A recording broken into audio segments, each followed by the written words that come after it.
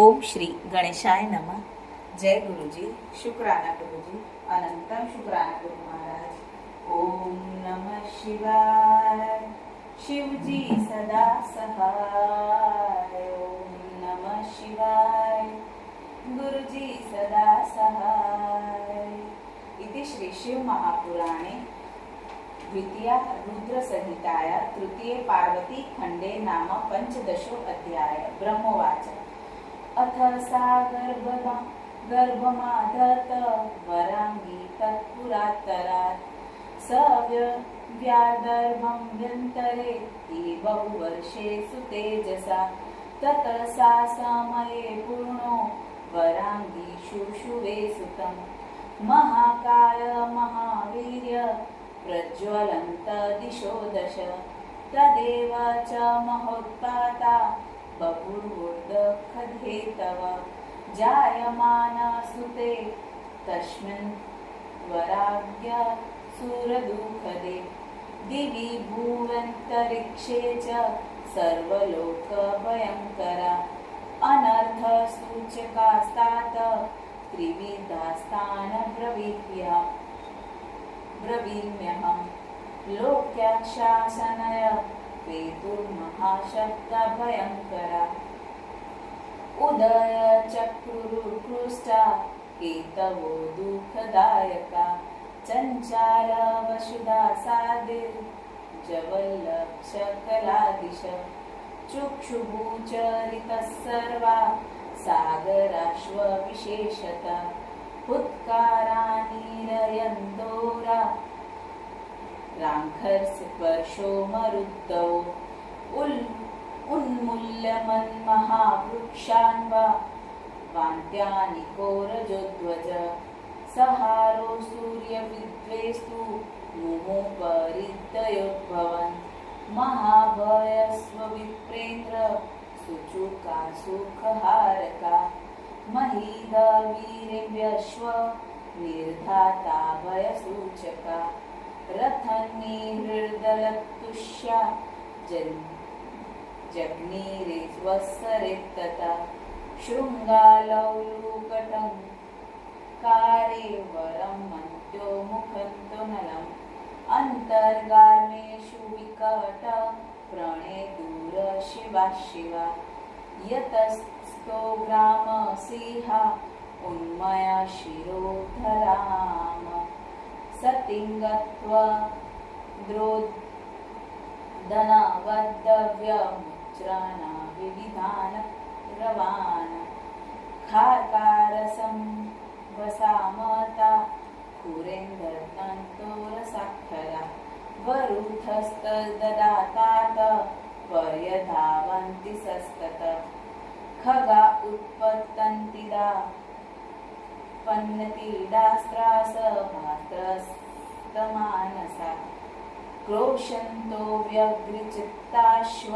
स्थितिमा पूर्णपुत्रचेत् शकुन्मुत्रमकाशुष्व गोठेरण्ये व्याकुला बभ्रमो स्थितिमा पूर्ण पशवस्ताहिता एव गावोस्त्रसन्नसुगादोहा बाष्पनेत्रा भयाकुला तो यदा अभवन् सत्र भयदा पूयवर्षिण व्यरुन्धन् प्रतिमास्तत्र देवानामुत्पतिष्यणौ विना नीलं द्रुमा पेतृग्रहयुक्त बभूवखे इत्यादिका बहुत्पाता जग्नीरे मुनिसत्तम् अज्ञानिनो जनास्तत्र मेनिरे विश्वसम्पलवम् अथ प्रजापतिर्पतिं निमाकरोत्तस्त्या सुरश्यवे तारकेति विचायेव कश्यपो हि महोजस महावीरससहसा व्यज्यमानत्परोष ववृद्धेतस्यमत्सारेण कायेनाद्रिपतिर्थया अथो स तारको दैत्यो महाबलपराक्रम तप कर्तु जनन दशाज्ञाय याचे महामना प्राप्रज्ञ स महामायी मयि नामपि मोहक सर्वदेवज्य कर्तृतपूर्तं मन आदते मनोर्वर्णमुपागम्य भुवा ना प्रतिपालक विविधिमुद्दिश्य विधिवत्तपस्तेऽपि सुदारुणम् उदर्व बाहुशिचिक पदोरविपश्यन्स्य चक्षुषा शतवर्ष तपश्चेक्रे दृढचित्तो दृढव्रत अंगुष्ठेन भुव स्पृष्टा शतवर्ष च तादृश तेऽपि तपो दृढात्मा स तारको सूरराठप्रभु शतवर्ष जलं प्राश्न शतवर्ष च वायुः शतवर्ष जले तिष्ठ शत च शण्डिले तपत् शतवर्ष तथा चाग्नो शतवर्षामधोमुख शतवर्ष तु हस्तस्य तलेन च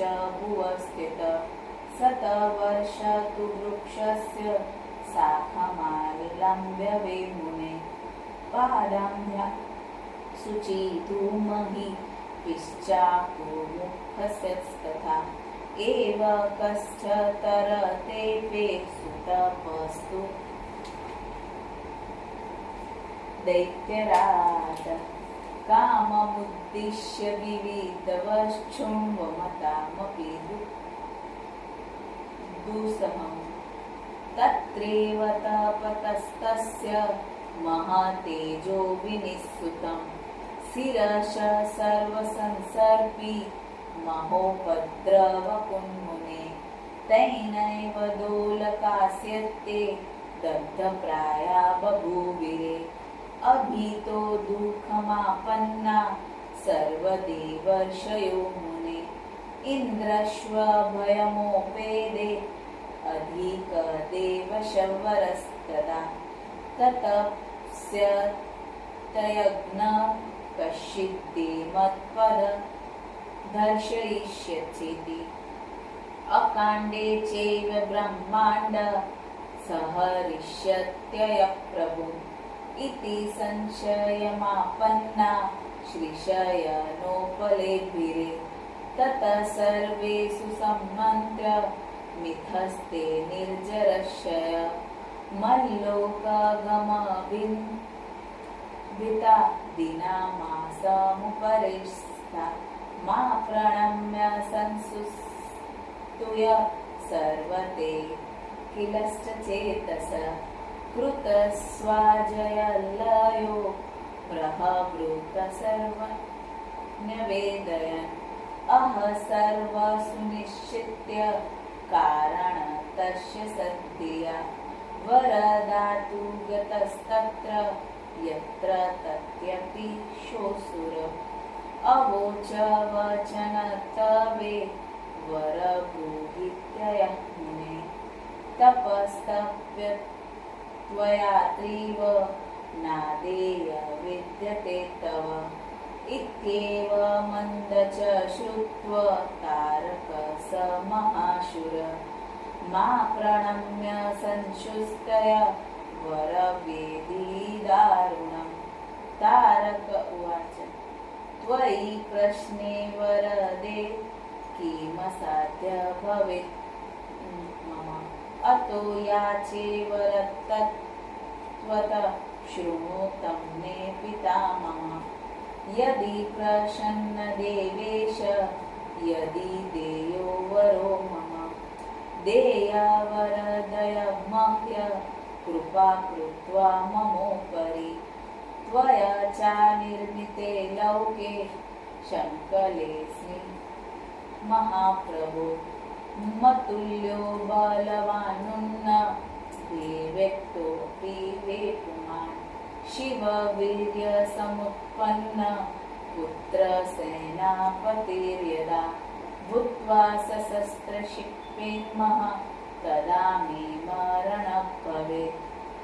इत्युक्तोऽथ तदा तेन दैत्यो नाह मुनीश्वर वर च तादृश दत्त्वा स्वलोकमगमत्कृतम्। दैत्योऽपि स वर लब्ध्वा मनस्ते मुतिं मम सुप्रसन्नोत्वरो भूत्वा शोणिताख्य पुरगत। अभियक्तिस्तदा राज्ये त्रैलोक्यस्यासुरः सह शुकेन दैत्यगरुणा अहज्ञा मे स महाशूर। ततस्तु स महादैत्यो अभवत् त्रैलोक्यनायकः। स्वाज्ञा प्रवर्तयामास पिण्डयन् सच्चराचरम्। राज्यचकार विधिव त्रिलोक्यस्य सतारक। प्रजास्य पालयामास पीडयन् निर्जरादिकान्। ततः स तारको दैत्यस्तेषारत्नानुपाददे। इन्द्रादिलोकपालानां सत्त्वोदतानि दत्तयात्। इन्द्रेण रातवतस्तस्य भयात् तस्मै समर्पिता। कुबेरेण तदा दत्ता निधयो नवसञ्जका। वरुणेन हयाशुभा ऋषिभिः कामकुर्तथा। इन्द्रेणोऽश्वादित्यो दिव्यो भयात् तस्मै समर्पिता। यत्र यत्र शुभवस्तु दृष्टतेनाशुरेण हि तदद्गृहीततरसा निसारस्त्रीभवो भवत्। समुद्राक्ष तथा रत्ना नान्दुदुस्तस्य मे भयान्ये। अपृष्टपच्यसि पृथ्वी प्रजा कामदुधाखिला। सुरश्वतपते तद्दुःखान यथा भवेत्। चन्द्रोस्तप्रभया दृश्यो वायुः सर्वानुकल्यवान्। देवाना चैव यद्द्रव्य पितॄणा च परस्य च तत्सर्वसमुपादत्तमं सुरेण दुरात्मना। वशीकृत्य स लोकान् स्त्री न स्वयमिन्द्रो बभूवः। अद्वितीय प्रभुश्चास्व द्राजयचक्रेदुत्वशे। निशार्य संकला देवा दैत्यानस्तपयत्तदा। स्वयनियोजयामास देवयोनि स्वकर्मणि। अथ तद्दादिता देवा सर्वे शक्रपुरोगमा। मुने मा शरण जगमुरानाथा अतिविह्वला। इति श्री शिवमहापुराणे द्वितीय रुद्रसंहितायां तृतीये पार्वतीखण्डे तारकासुरपौरत्वजन्मवर्णन नाम पंचदशो अध्याय समाप्त। गुरु महाराज से आज्ञा लेते हुए जय गुरुजी, शुक्राना गुरुजी, अनंतम शुक्राना गुरु महाराज। ओम नमः शिवाय। शिवजी सदा सहाय। ओम नमः शिवाय। गुरुजी सदा सहाय।